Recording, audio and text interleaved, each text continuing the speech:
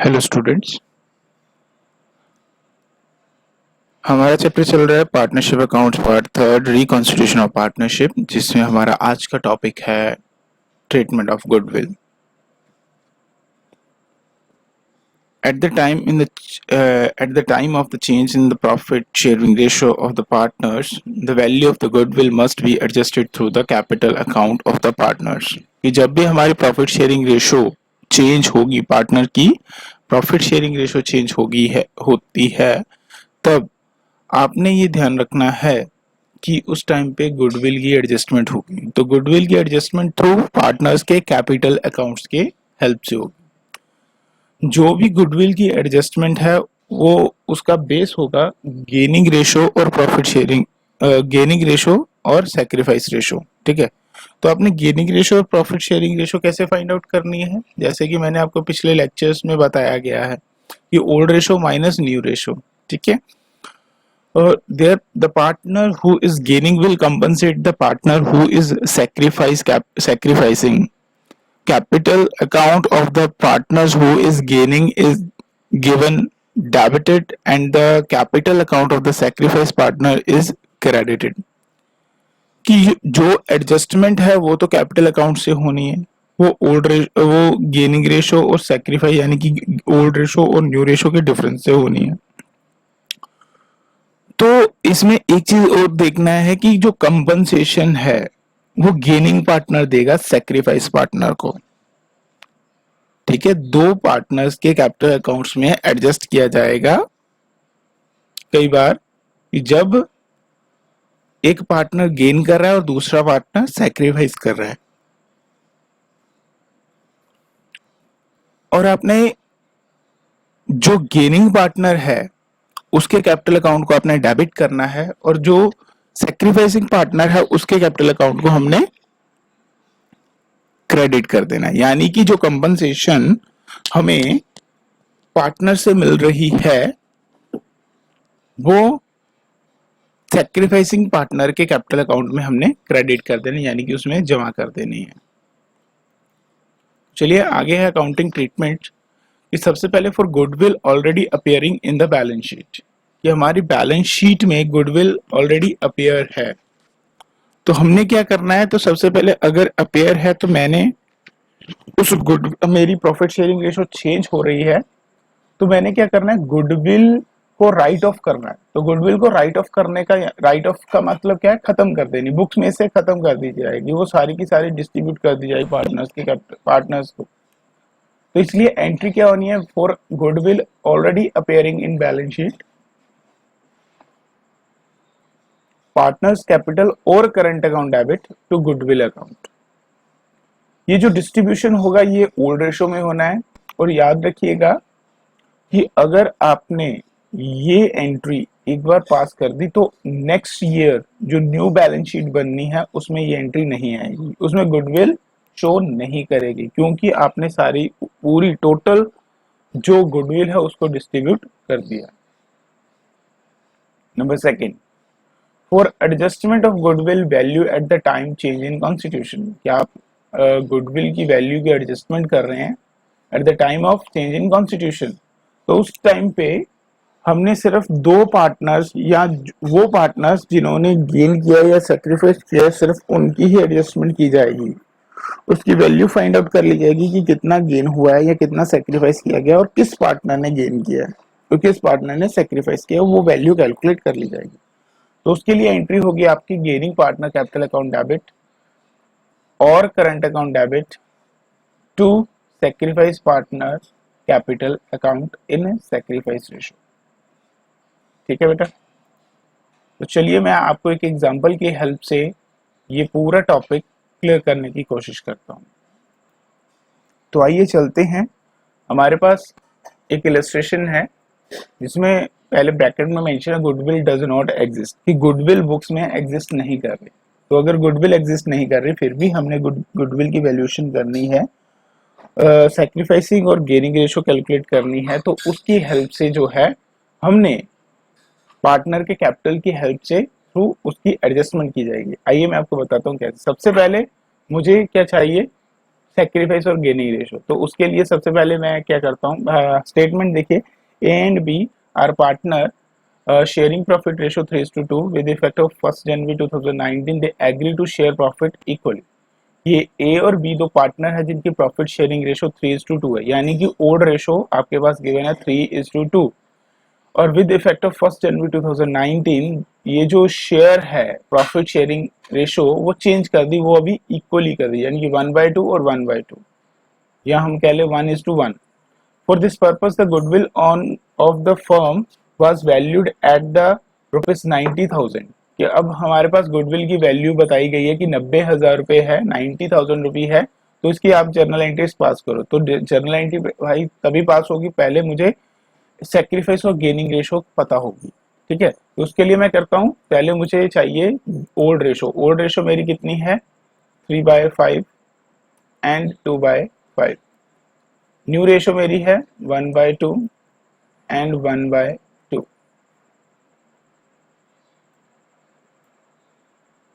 तो अभी मैं इसका डिफरेंस निकालूं तो 3/5 माइनस 3/5 माइनस,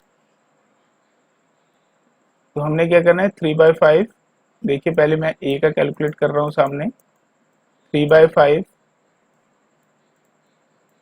माइनस 1/2। अब इसका एलसीएम ले लीजिए, एलसीएम आएगा आपके पास 10। तो यहाँ पे आ रहा है आपके पास 5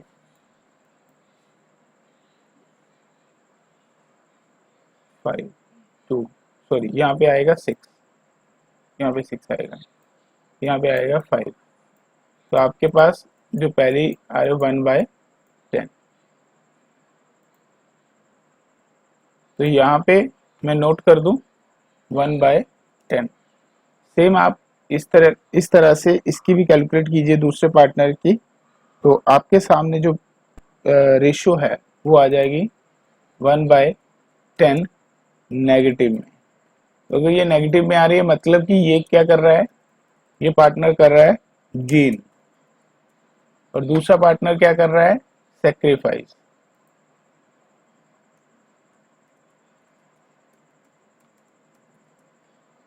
ठीक है बेटा, तो ये दोनों चीजें आपने ध्यान रखनी है कि ए ने सेक्रीफाइस किया और बी ने गेन किया है। ठीक है,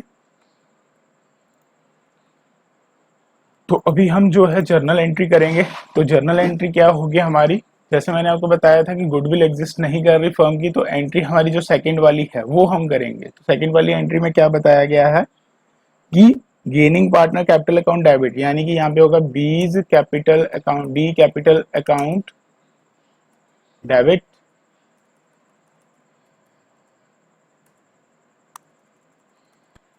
to A capital account.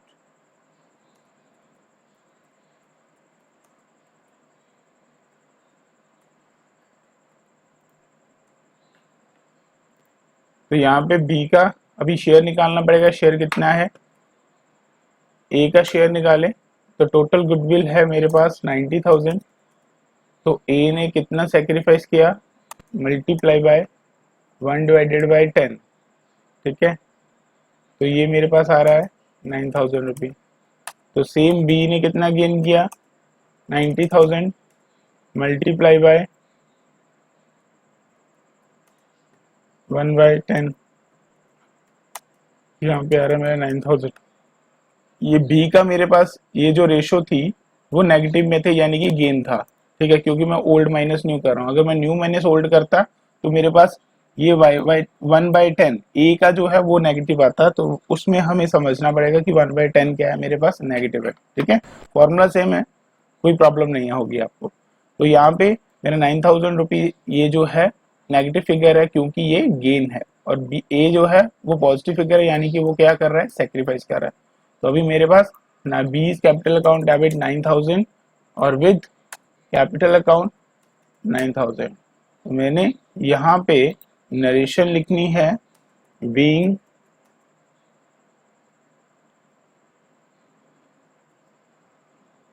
Adjustment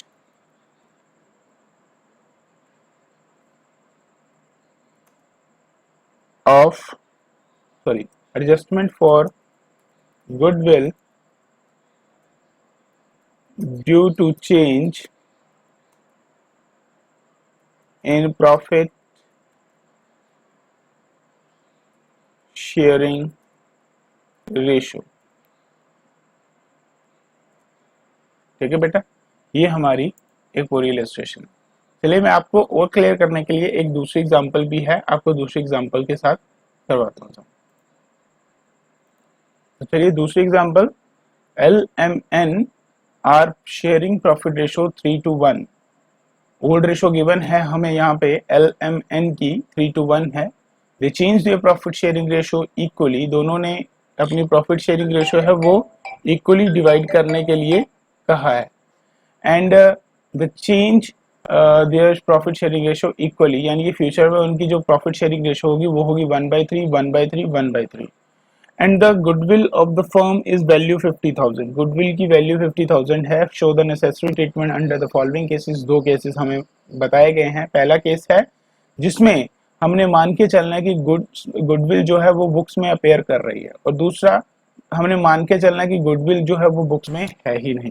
तो पहला केस हम कर रहे हैं पहले कि गुडविल जब हमारे पास अपेयर कर रही है बुक्स में, तो उस टाइम में हमने क्या करना है, जितनी भी गुडविल है वो तीनों पार्टनर्स के कैपिटल अकाउंट में हमने डेबिट कर देना है, यानी कि राइट ऑफ करनी है गुडविल। तो L capital account debit, M capital account debit,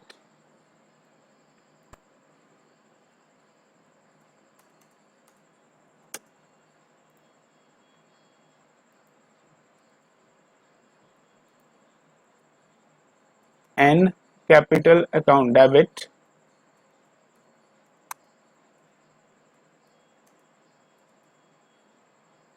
to goodwill account.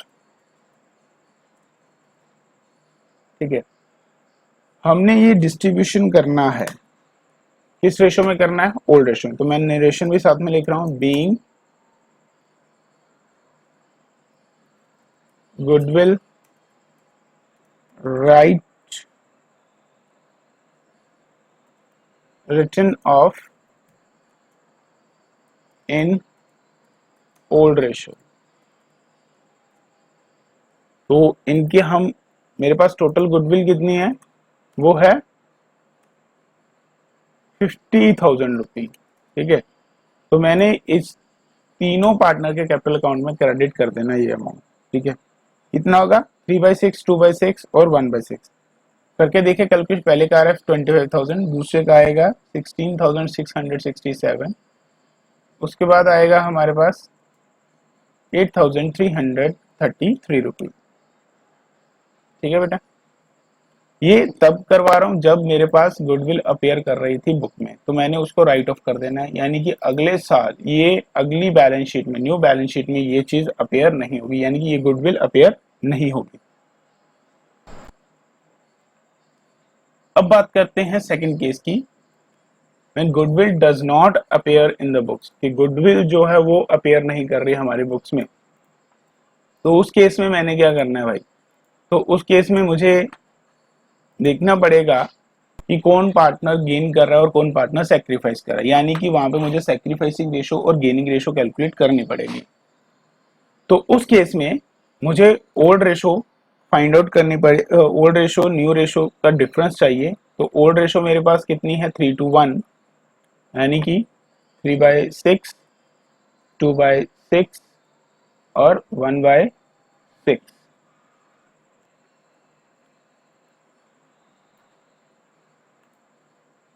तो अब देखो न्यू रेशो कितनी थी हमारी, 1/3, इक्वली कहा था 1/3 1/3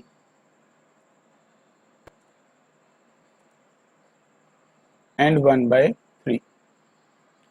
अब हम इसका डिफरेंस निकालेंगे। इसका डिफरेंस वैसे ही निकालना है जैसे मैंने पिछले सम्स में निकाला था, जो पिछले हमने लास्ट वीडियोस देखी थी उसके अकॉर्डिंग। ये 3/6 माइनस 1/3 आप करोगे तो आपके पास जो है गेनिंग रेशो आ जाएगी, सेक्रीफाइस रेशो आ जाएगी पार्टनर की, दैट इज 1/6। इसकी कैलकुलेट करोगे तो वैल्यू आएगी निल, m की, और n की कैलकुलेट कर रहे हो तो वहां पे आ रहा है 1/6। ये जो फिगर है ये नेगेटिव में आ रही है, यानी कि नेगेटिव में आने का मतलब क्या है, ये पार्टनर कर रहा है गेन और ये पार्टनर कर रहा है सेक्रीफाइस। ठीक है, एन कर रहा है गेन और एल कर रहा है सेक्रीफाइस। तो अभी मैंने एडजस्टमेंट एंट्री क्या करनी है, तो gaining partner capital account debit, gaining partner capital account debit मतलब N capital account, N capital account debit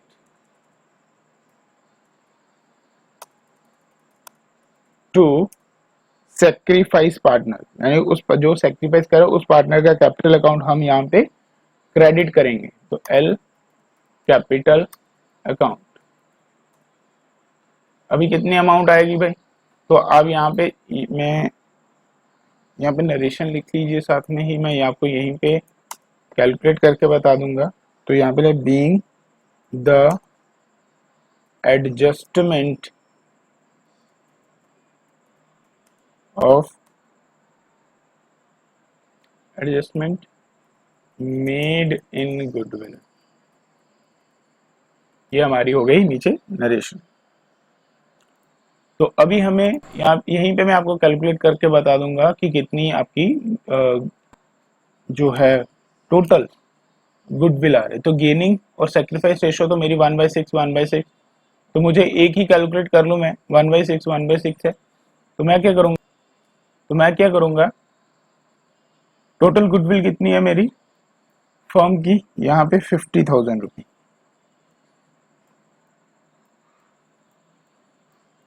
multiply by 1/6।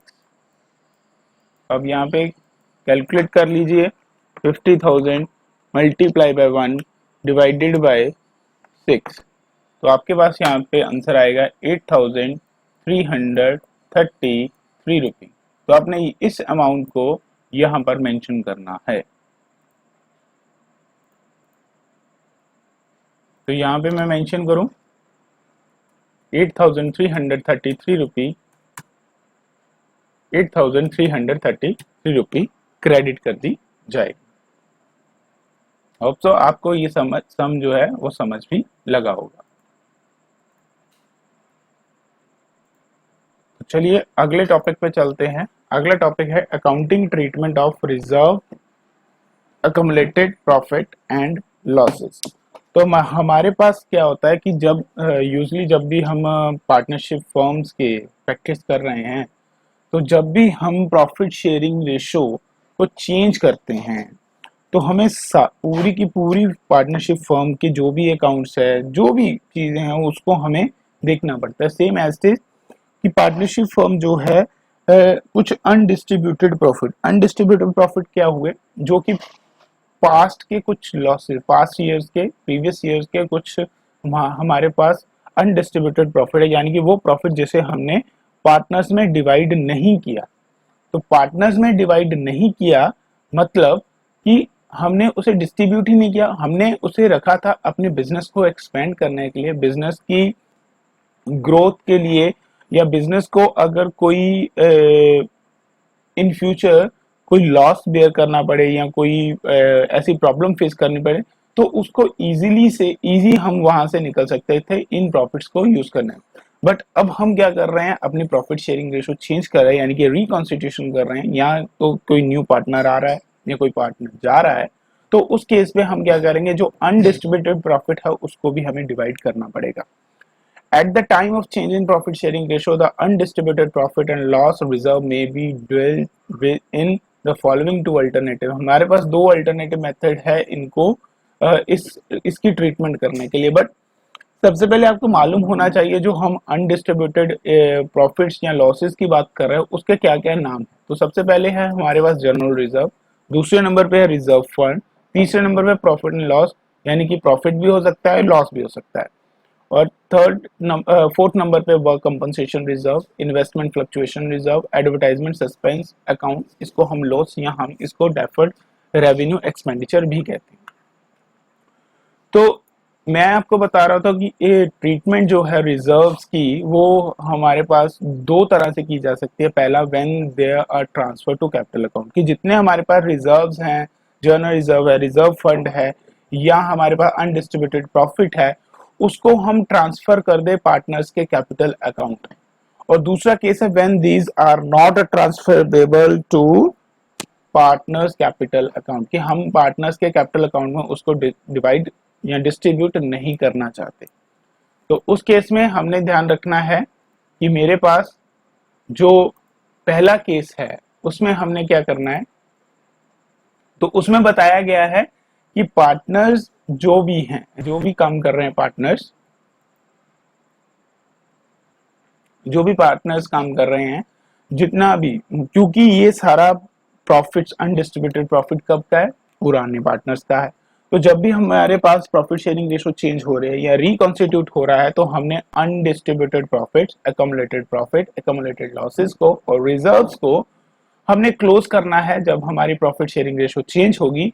और इसको हमने ट्रांसफर कहाँ पे करना है, पार्टनर्स के कैपिटल अकाउंट में। तो पार्टनर्स के कैपिटल अकाउंट में तो ट्रांसफर करना है, बट कौन से पार्टनर्स हैं, जो ओल्ड, जो पुराने हैं। नए पार्टनर के कैपिटल अकाउंट में ट्रांसफर नहीं किया जाएगा, पुराने पार्टनर्स के कैपिटल अकाउंट में ट्रांसफर किया जाएगा। तो पुराने कैपिटल के पार्टनर में ट्रांसफर करना है, इसलिए ओल्ड रेशो को हम यूज करेंगे डिस्ट्रीब्यूशन के लिए। If the capital account are fluctuating और these may be transfer to current account, अगर हमारे पास हम फ्लक्चुएटिंग कैपिटल अकाउंट बना रहे हैं तो ये सारा कहाँ पे ट्रांसफर करना है, करंट अकाउंट में। और अगर हम कैपिटल अकाउंट हमारा फिक्स्ड है तो हम उसको कैपिटल अकाउंट में ट्रांसफर करेंगे। तो इसका जो रीजन है ट्रांसफर करने का, अमाउंट जो रिजर्व है हमारे पास, सरप्लस, जो हमारे पास सरप्लस पड़ा है, अनडिस्ट्रीब्यूटेड प्रॉफिट्स पड़े हैं, उसको हम ओल्ड रेशो में इसलिए करेंगे क्योंकि ये सब कुछ अनडिस्ट्रीब्यूटेड प्रॉफिट है, जो रिजर्व ये क्रिएट किए गए हैं ओल्ड पार्टनर्स की हेल्प से। ठीक है, तो ओल्ड पार्टनर की हेल्प से है, इसलिए ये पुराने पार्टनर्स को उनकी ही रेशो में डिस्ट्रीब्यूट किया जाएगा। आफ्टर द रिकॉन्स्टिट्यूशन अगर हमने जो प्रॉफिट शेयरिंग रेशो चेंज किया, हम उस पर ज्यादा ध्यान नहीं देंगे, हम उस पर ये पूरा डाटा जो है वो चेंज नहीं करेंगे या डिस्ट्रीब्यूट नहीं करेंगे। तो चलिए आगे है हमारे पास जर्नल एंट्री। सबसे पहले अगर हम एक्युमुलेटेड प्रॉफिट्स या रिजर्व है उसको डिस्ट्रीब्यूट कर रहे हैं पार्टनर के कैपिटल अकाउंट में, तो पार्टनर के कैपिटल अकाउंट में हमें उसको क्रेडिट करना है, यानी कि एंट्री होगी हमारी जर्नल रिजर्व या reserve fund account debit, work compensation fund account debit, और investment fluctuating capital investment fluctuating capital account, work investment fluctuation reserve account and to partners capital account. ठीक है, और अगर हमारे पास लॉस है या डेफर्ड रेवेन्यू एक्सपेंडिचर है तो उसकी एंट्री होगी हमारी partners capital account debit to profit and loss account and to deferred revenue expenditure account. तो डेफर्ड रेवेन्यू एक्सपेंडिचर कौन से एक्सपेंडिचर हैं, वो एक्सपेंडिचर जिनका हम बेनिफिट एक साल से ज्यादा टाइम के लिए लेते हैं, these are the heavy expenditure, और इसको हम धीरे धीरे धीरे धीरे राइट ऑफ करते हैं। फॉर एग्जाम्पल, इसकी सबसे अच्छी एग्जाम्पल है एडवर्टाइजमेंट, इजीली आपको समझ भी लगेगा। तो एडवर्टाइजमेंट में जो हम एक बार एक्सपेंसेस करते हैं, तो एडवर्टाइजमेंट तो एक हैवी एक्सपेंडिचर है, तो उस हैवी एक्सपेंडिचर को हम धीरे धीरे हर साल उसको राइट ऑफ करते हैं, थोड़ा थोड़ा करके। क्यों करते हैं, क्योंकि उसका बेनिफिट जो है हम लंबे समय तक लेते हैं। ठीक है, अगर कोई भी फर्म एक अपनी एड तैयार करती है, एडवर्टाइजमेंट तैयार करती है, तो वो उसका बेनिफिट लंबे समय तक लेगी। वो शॉर्ट पीरियड के लिए उसका बेनिफिट के लिए एड नहीं बनाती, वो लंबे समय के लिए लेती है बेनिफिट। ठीक है, तो वहां पे ये एंट्री होगी हमारी। नेक्स्ट है हमारे पास case B, when these are not transfer to capital account. तो अगर हम कैपिटल अकाउंट नहीं तैयार कर रहे या कैपिटल अकाउंट में ट्रांसफर नहीं कर रहे इसको, तो हमने क्या करना है, जो भी हमारे एक्युमुलेटेड प्रॉफिट है, लॉसेज है, या जो हमारे रिजर्व्स है जो बैलेंस शीट में शो हो रहे हैं, वो एग्जिस्ट कर रहे हैं, तो वहां पे पार्टनर क्या चाहता है इस केस में, कि वो अपने अकाउंट बंद नहीं करना चाहता। यानी कि ये जो एक्युमुलेटेड लॉसेज, बैलेंस शीट में जो रिजर्व्स हैं, एक्युमुलेटेड लॉसेज हैं या प्रॉफिट्स हैं, इसके अकाउंट्स वो क्लोज नहीं करना चाहता, वो उसको कंटिन्यू करना चाहता है। तो अगर वो कंटिन्यू करना चाहता है तो जो एडजस्टमेंट है प्रॉफिट शेयरिंग रेशो की जो चेंज हुआ उसकी एडजस्टमेंट वो थ्रू पार्टनर्स के कैपिटल अकाउंट में कर लेगा।